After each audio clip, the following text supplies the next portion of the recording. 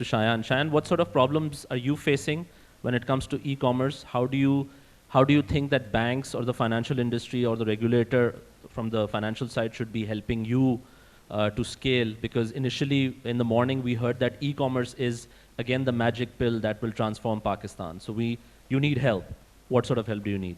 So not just us, but I think the entire e-commerce industry right now, it's totally dependent on cash on delivery.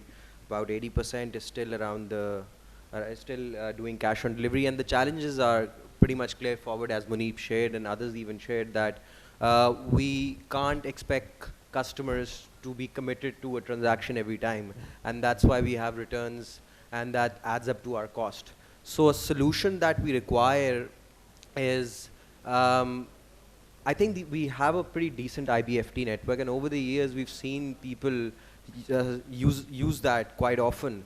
Just the challenge that we see is that there's no dispute resolution mechanism that exists, and just because of that reason, people still incline towards cash on delivery.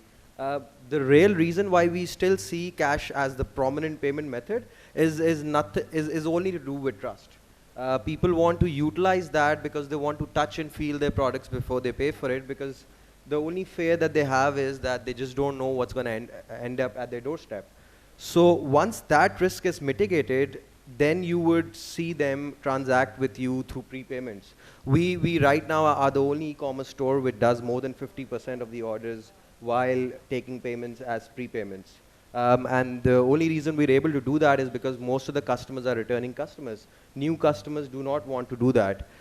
Someone from State Bank mentioned that there needs to be a use case why people will opt for digital payments over cash. And I think that use case, that strong use case is by securing their consumers if they opt to pay via an online means.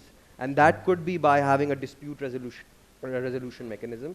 I think PayPal happened because they had a very efficient dispute resolution mechanism. They weren't an e-commerce store.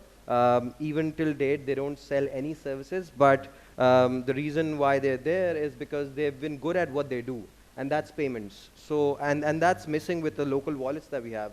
I mean, we didn't see these wallets really explode because they didn't have those functions which payment providers need to have. And the core functions were missing. So if you're not going to have the core functions, then I don't see them really scaling and working out.